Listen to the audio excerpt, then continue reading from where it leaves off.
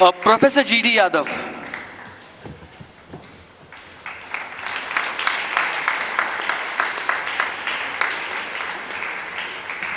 Professor Anil K. Gupta.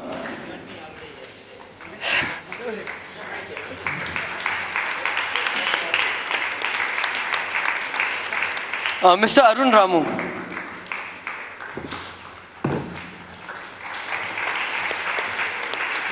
By the way, we are classmates.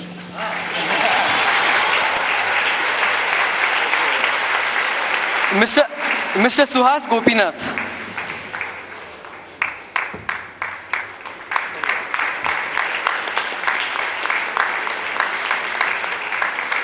And Professor P. Subanna Bhat.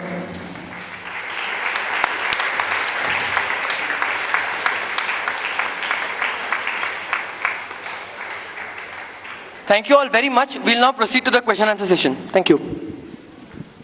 Thank you very much. I think I noticed two things here. One is some sort of a conspiracy of classmates. There's just too many of them here. But let me also say that since many of the panelists have to catch a flight, and thankfully this intervention has completed the formal part of acknowledging, thankfully, their participation, which I would like to address, so that we can let people leave as and when their time runs out for catching the flight. But because of this process now, we can continue till at least one panelist is awake and around, and at least one audience is awake and around.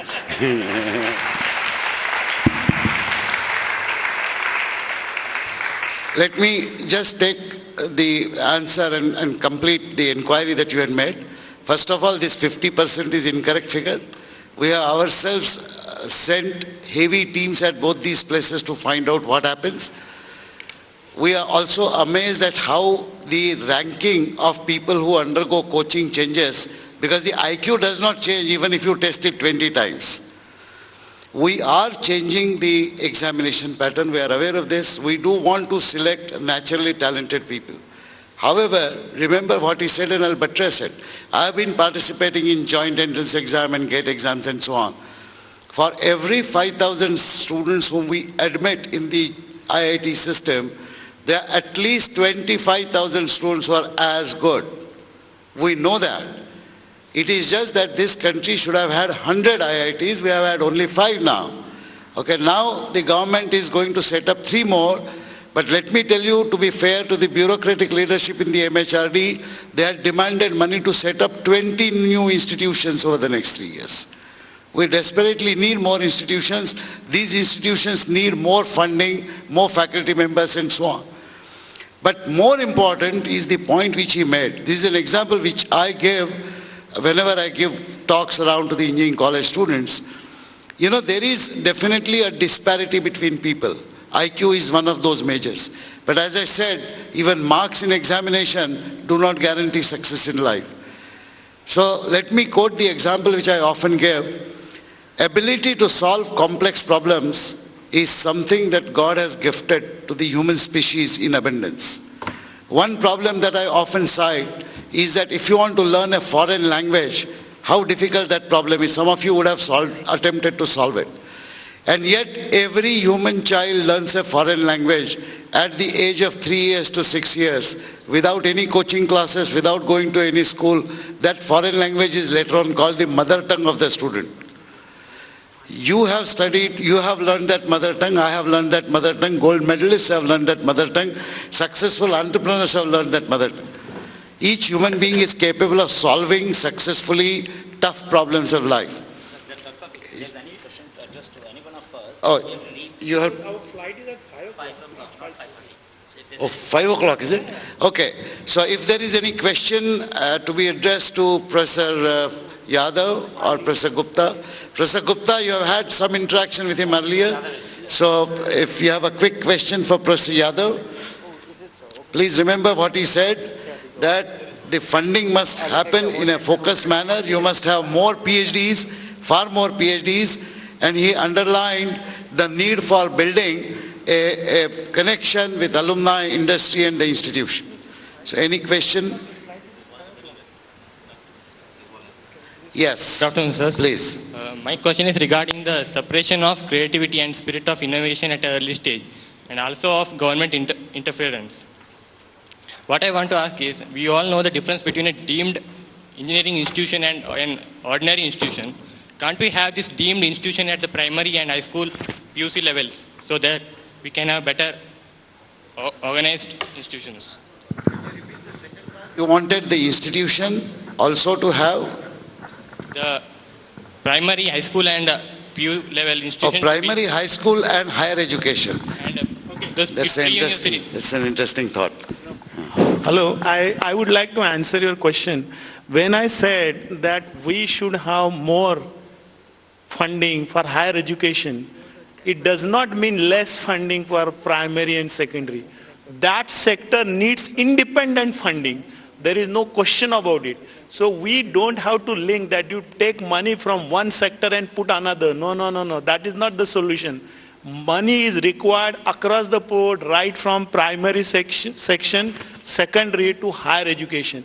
If we cannot educate primary and secondary, see, UGC has done a survey. What they say, only 10 or 12% go to colleges. Even that is disputed by Professor Gupta, that it is only 6%.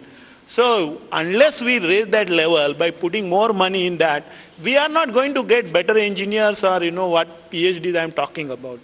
It is required. So funding is required in education, and that is effective implementation of that funding. It is not just announce something and the money lies with the collector's office or somewhere, and only on 28th of February you release that money to be spent within 1 month. So that is what happens in most of the government funding. They don't release on 1st of April. That is a problem with government.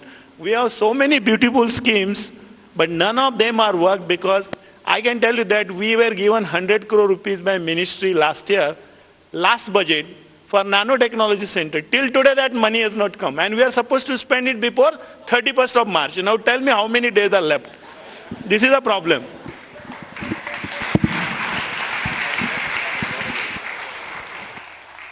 Friends, I want to leave. Before that, I want to suggest one thing to Prasanna and his team. You have done a great job. If you all who are sitting here can submit one creative idea, just idea. I'm not asking you to take a project immediately. An idea about something that doesn't exist in the world, or that's something where you're suggesting an improvement in existing product or services. I would be very happy to offer a prize to the best idea that is submitted by you. So Prasanna, you will collect the ideas, forward them to me, and the person who wins the prize will be my guest at IMA for a week.